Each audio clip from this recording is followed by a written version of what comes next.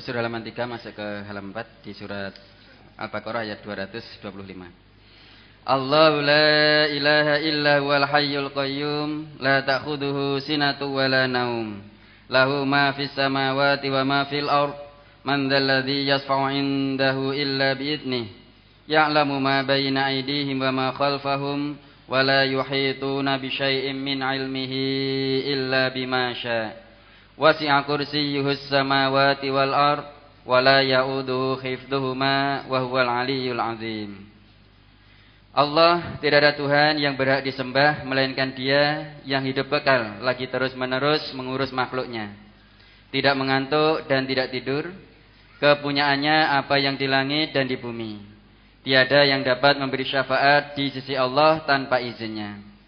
Allah mengetahui apa-apa yang di hadapan mereka dan di belakang mereka, dan mereka tidak mengetahui apa-apa dari ilmu Allah melainkan apa yang dikehendakinya.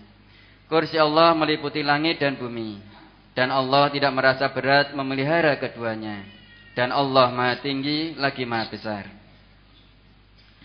Pertanyaan yang pertama, pada kalimat Allah mengetahui apa-apa yang ada di hadapan mereka dan di belakang mereka, hal ini kalau dikaitkan dengan yang ada di dalam hati manusia, ada orang yang berpendapat bahwa manusia tidak perlu lagi berdoa kepada Allah karena Allah mengetahui yang ada dalam hatinya.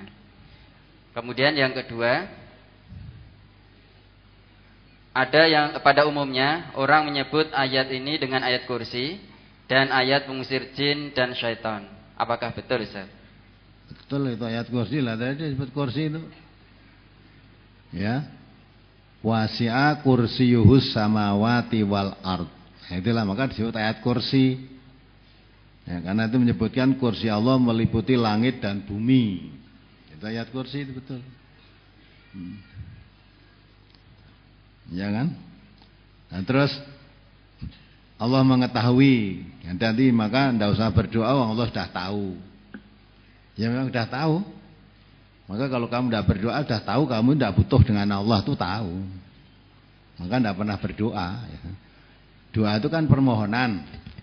Ya. Allah itu kalau banyak dimohoni malah senang. Maka dikatakan oleh hadis Nabi, kalau kamu bermohon, mohonlah kepada zat yang pintunya tidak pernah tertutup. Tengah malam, larut malam, jam berapa aja pintu Allah enggak pernah ditutup. Untuk melayani orang-orang yang berdoa, yang memohon. Kalau kamu minta, kok minta kepada selain Allah. Jam 1 malam, dodok-dodok rumah orang mau minta, dibuka enggak kira-kira? Marah malah. Enggak usah jam 1 malam. Kamu minta ke rumah orang, sehari tadi pagi jam 8 udah minta. Nanti jam 11 datang minta lagi, jam 4 datang minta lagi. Diberi enggak kira-kira? Diusir kamu. Maka mohonlah kepada zat yang tidak pernah pintunya tertutup. Ya, dan Allah malah memerintahkan ud'uni astajib, aku mohonlah kamu kepadaku, aku kabulkan permohonanmu. Jadi jangan pemahamannya karena Allah sudah tahu, kehendak hati kita sudah tahu, maka tidak perlu meminta. Ya, maka tidak perlu meminta, Allah tahu kalau kamu itu sudah sombong. Ya, sombong, tidak butuh minta kepada Allah, maka ya tidak diberi. Ya, karena orang sombong. Justru orang yang cinta kepada Allah itu makin banyak memohon kepada Allah.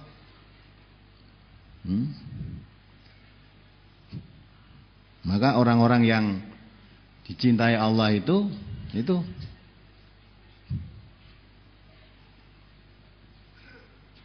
itulah yang minta kepada Allah di waktu sahur kan itu.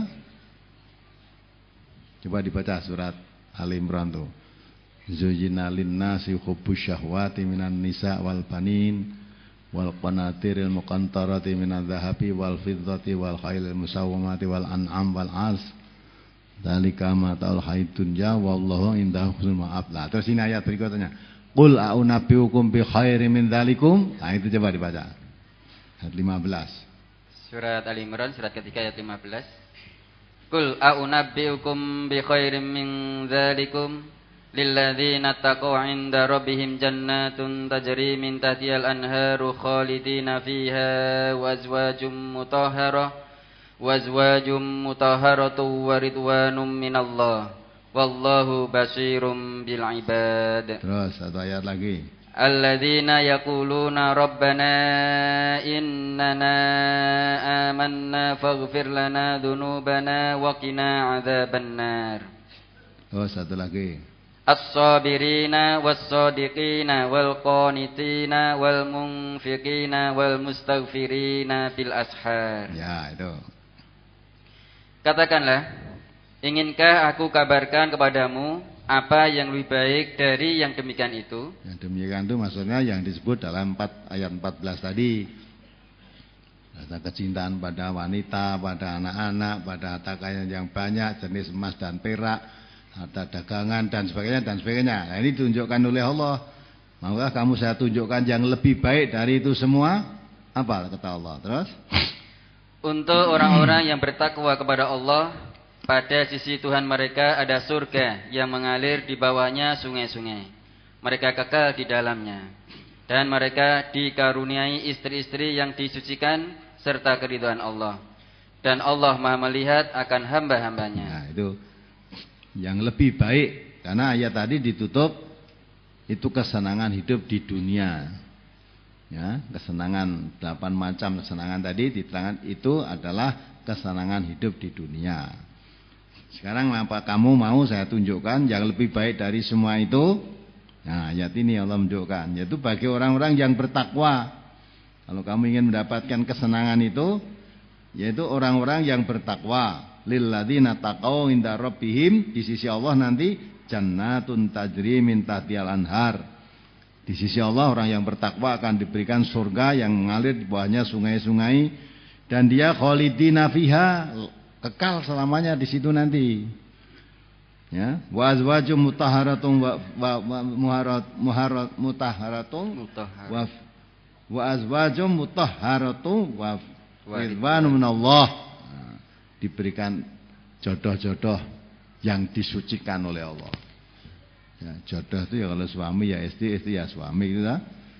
Dan penuh keridhaan dari Allah, diridhai oleh Allah. Wallahu basirul bil ibad.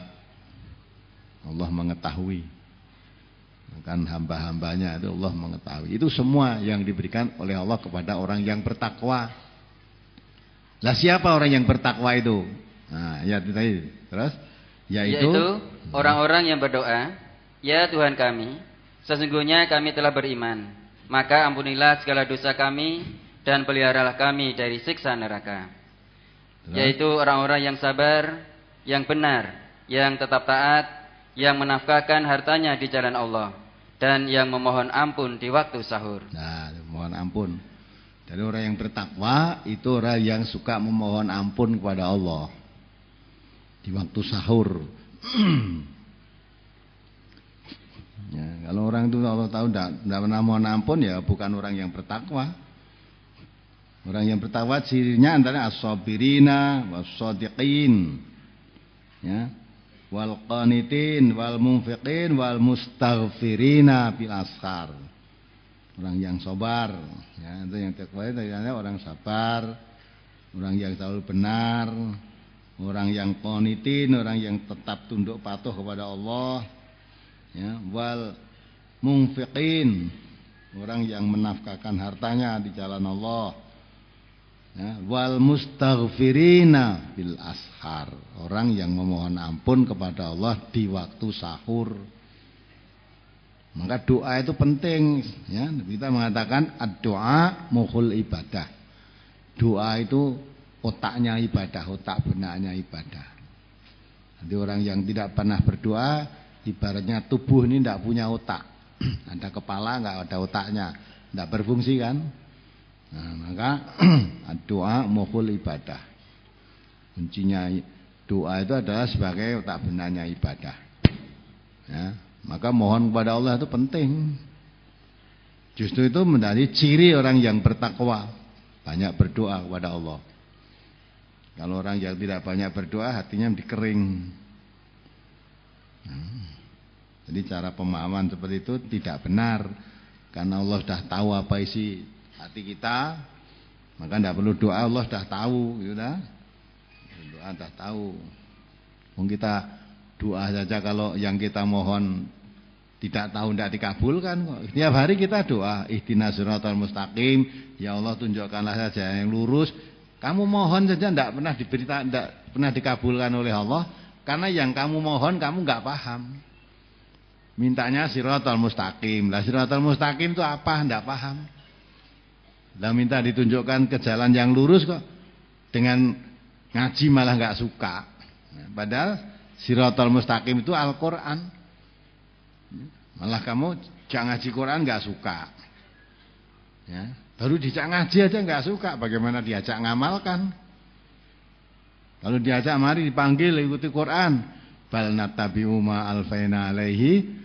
Apa ananda, saya tidak usah ngaji Quran, saya cukup marisi apa yang saya dapati dari bapak-bapak saya dulu.